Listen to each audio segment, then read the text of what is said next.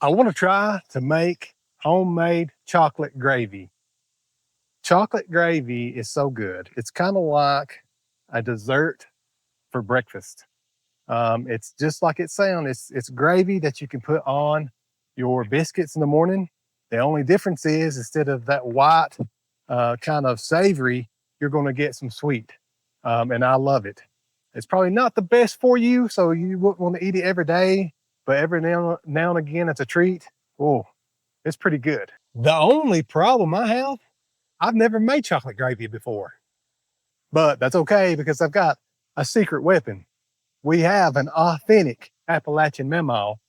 My wife's mom, my mother-in-law, Charlene, you may see her on a couple of my other videos and on my YouTube shorts and also on TikTok.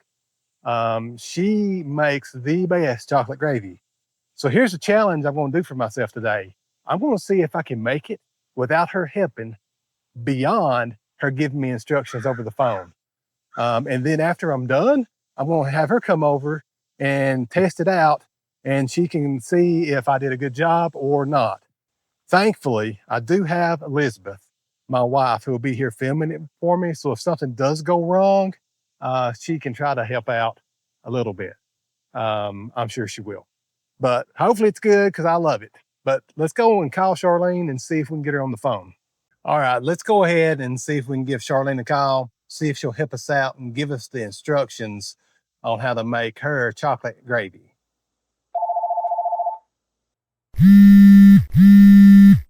Oh, Sam's calling. Hey, Charlene, I'm going to fix some chocolate gravy, and I've never done that before. Oh, are you? You want me to fix it for you? Thanks, but I think what I'm going to actually do, I'm going to make a YouTube video, and I'm challenging myself to try to make the chocolate gravy without your help, except for you giving me the instructions. Would you care to just run over how to make that real quick? Oh, well, good. Uh, Here is the recipe. Sam, you put 2 cups of milk in the saucepan. Okay, yep. You put a half a stick of butter, and you let that come to a boil. Okay, got it. And you already have your 5 teaspoons of cocoa, 3/4 cup of sugar, and a 1/4 cup of flour, Flour. and mix that together. Well, after it boils, all you do is pour your dry ingredients into that, let it get a little thick, and take it off the stove, and you have chocolate gravy. Okay, got it. Well, I mean, that sounds pretty easy. Hopefully I can get it. Thanks, Charlene. Now, once I'm done, what I want you to do is come over and test it out, and you have to see if I did it right. I sure will, and I can't wait to taste it, and I know it's going to be delicious. Okay, so we've got the recipe. I've got it down. There's only one thing left to do. Let's go make it. Now we've got the recipe from Charlene on how to make the chocolate gravy, but first thing we got to do to have chocolate gravy and biscuits, you got to have biscuits. And so my wife has given me a really simple recipe to make biscuits. This is going to only take 2 ingredients: self-rising flour and heavy whipping cream. And we'll get that together first, get the biscuits in, and then we'll start working on the chocolate gravy. So to help me make these biscuits, I've got a nonstick mat. This is kind of a neat one. It's got some measurements to help you do things. I'm probably not going to pay attention to that. I'm just using it for the nonstick stuff. I've got a biscuit cutter, a bowl to mix it in, measuring cups, heavy whipping cream, self-rising flour, and then just a spatula. And that's it for the biscuits. So first thing I have to do is go over and preheat the oven to 450 degrees.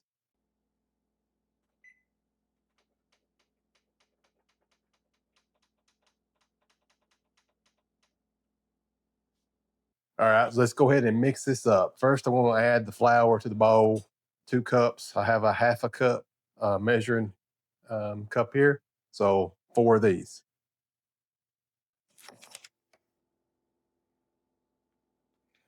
One, two, three. Gosh, I'm making a mess. 4. Okay, so next we're going to add the heavy whipping cream. So now I'm going to do 1.5 cups of this heavy whipping cream.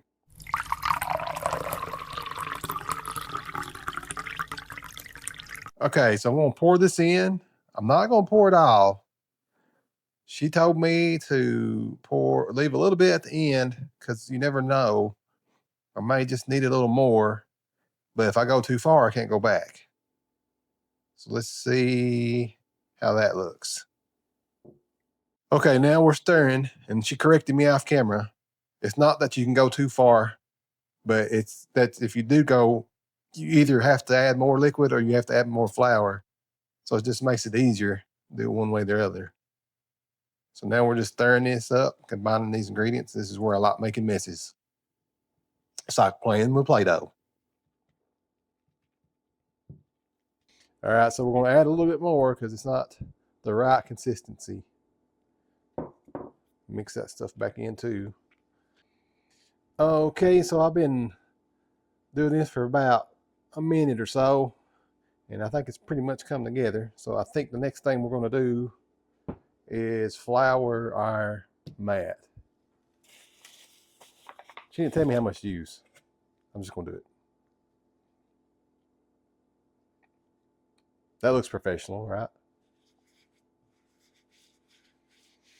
And now I guess I got to flour my hands. That one's already floured. Can you tell I don't cook much? How am I doing so far? Okay. Okay, so now we're going to just get this out and knead it.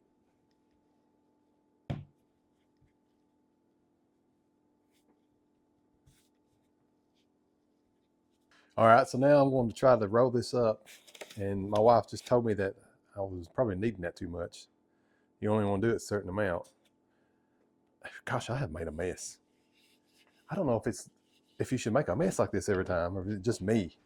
Do you make this much mess when you're doing biscuits? All right, so let's roll this out. This is the first time I've ever made biscuits. And that's why she gave me this kind of 2-ingredient biscuit recipe, because it's easy. And so if you're kind of like me and not an expert at cooking or baking, this might be an easy way to lean into it and make you some quick homemade biscuits. All right, so I'm going to use this tool to help shape and cut my biscuits. One tip that she told me was when you go down, I do not twist. Don't twist it. Even though I have the urge to want to do that. Don't do that because it just makes it bad. I don't know why it's bad, but it's bad in the end. So it's better if you just go down. So here we go.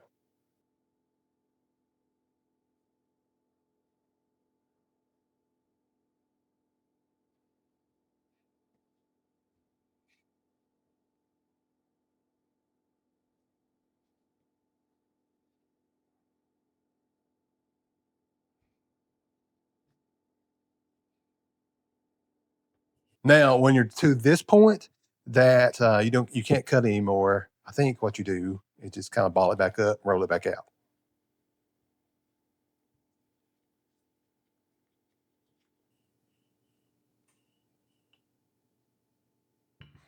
And then you can make a couple more biscuits.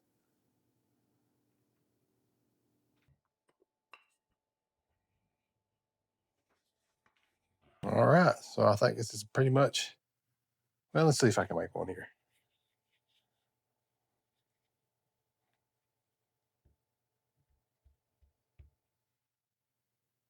Yeah, I got one more out of it. All right, that's good. Okay, so it looks like I made 1, 2, 3, 4, 5, 6, 7, 8, 9, 10, 11, 12, 13, 14 biscuits. Pretty good. So you have to let me know how'd I do. Next thing we have to do though, well, I probably should have already done it, but I'll do it now, is I just need to put some grease onto the cast iron skillet, and we'll do that next. All right, so just to butter the pan up a little bit, I'm going to use Crisco, aka all vegetable shortening. Now you have to tell me in the comments, what do you like better though? Do you like butter? Someone said that with the butter it might make the biscuits a little brown on the bottom. They suggested, they being my wife, suggested Crisco. But you have to let me know, how do you do it? All right, so I've got the pan greased up. Now, while I was doing that, she saw that there was a little extra dough, and she made this little baby biscuit, and she said, waste not, want not. So we'll go with that. So now all we have to do is put the biscuits in the pan.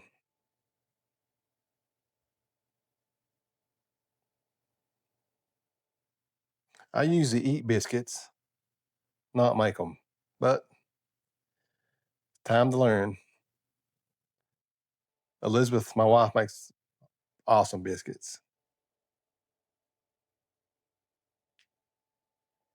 All right, so it looks like I can, in my pan, you guys, obviously you can have bigger pans and fill all at once, but this one's kind of a medium-sized pan. What I get, 1, 2, 3, 4, 5, 6, 7 in there. So now we've got the oven preheated. We're going to put it in the oven for 10 to 12 minutes.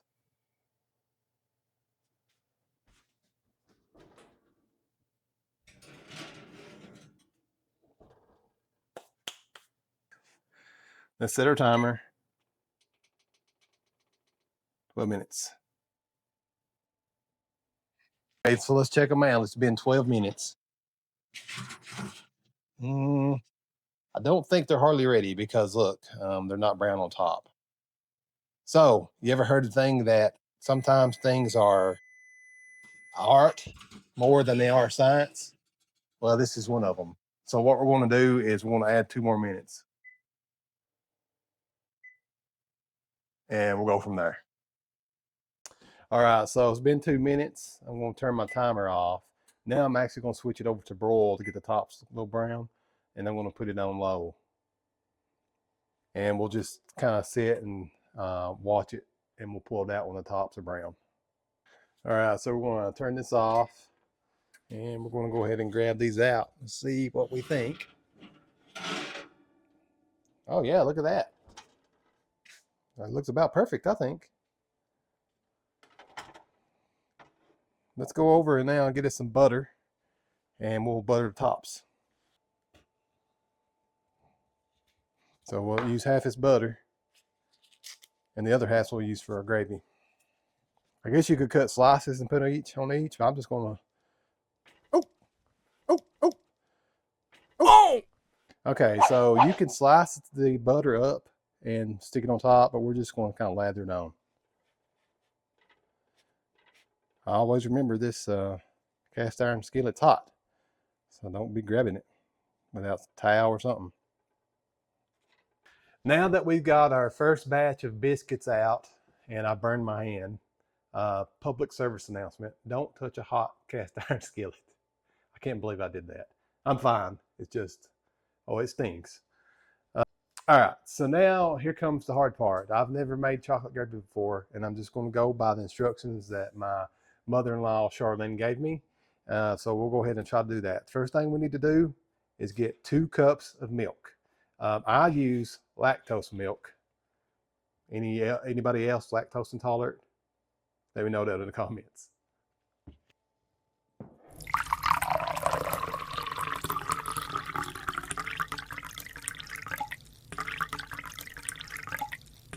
All right, so we're going to pour this 2 cups of milk into our saucepan.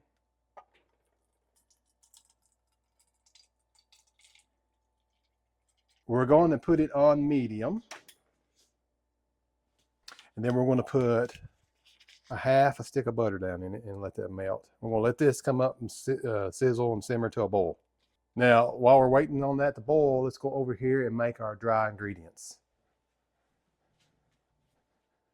So, according to Charlene, we need 5 teaspoons of cocoa. So I've got the Hershey's cocoa powder.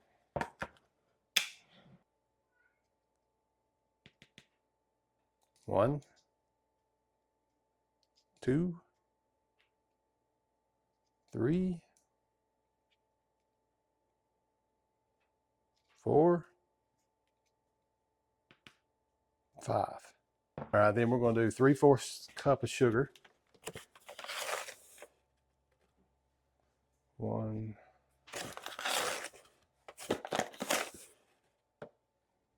2, 3. And then we're going to do 1/4 cup of flour.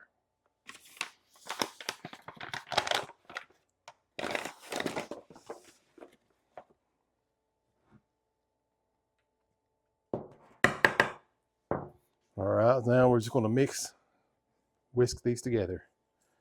And now we whisk. I think, doesn't Sam, the cooking guy, say that or something? I don't know, maybe not. Okay, so I almost forgot just a little bit of salt in this too before we go.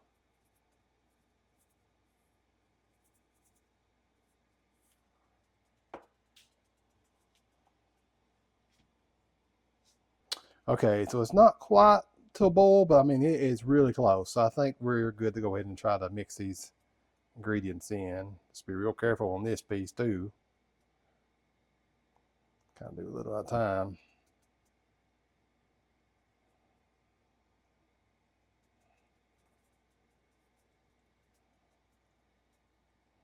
Stir it in as we go.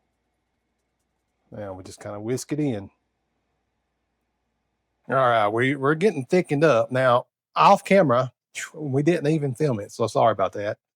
But we did add 1 more teaspoon of the cocoa powder because really I thought the chocolate was a little pale looking there from what Charlene normally fixes for us. So that would be 6 teaspoons of cocoa powder. Okay, I think it's thick enough. Now we're going to remove it off the heat, put it on this cold burner. Okay, I like it. It looks good. Now, does it taste good? That's the question. So let's get it plated. Let's get Charlene over here. Let's see if she likes it.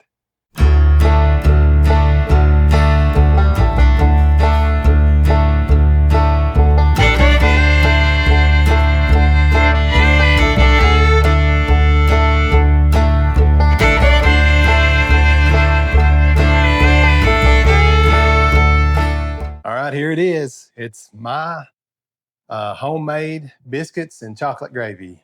It looks really good. I'm going to wait though until Charlene gets over here. Let her try the first piece. Then we'll see if I succeeded or not in making this chocolate gravy just by her telling me the ingredients and what to do. So wish me luck and let me know how you think I did down in the comments. All right, Charlene, I've done it. I've made your chocolate gravy. How's it look so far? Looks delicious. All right. Go ahead and try a bite, see if it's any good. Oh, I can't wait. Can't wait. I love chocolate gravy. This is going to be good. It's perfect. Yeah, that's good. So does it give the Appalachian Mamaw seal of approval? Yes, it does. Good. Awesome. Thank you, Charlene. It does. Okay, you heard it from Charlene. It got the certified Appalachian seal of approval. That means I did it. I actually made homemade biscuits and chocolate gravy without her stepping in and having to help. Thankfully, I did have Elizabeth there to give me some pointers along the way. I don't think that is cheating, was it? One thing I learned was do not touch or grab hot cast iron pans. I knew that. I just was not thinking. Oh, it hurt, but I'm fine. But it did hurt. So you'll have to let me know now that I've mastered chocolate gravy. What's the next Appalachian recipe should I try to conquer? Let me know down in the comments. I love making videos like this, especially when I get to eat the final product. which I'm getting ready to go do right now. Thanks for watching. If you like this sort of thing, make sure to subscribe and like this video. It definitely helps out. I really appreciate it. And until next time.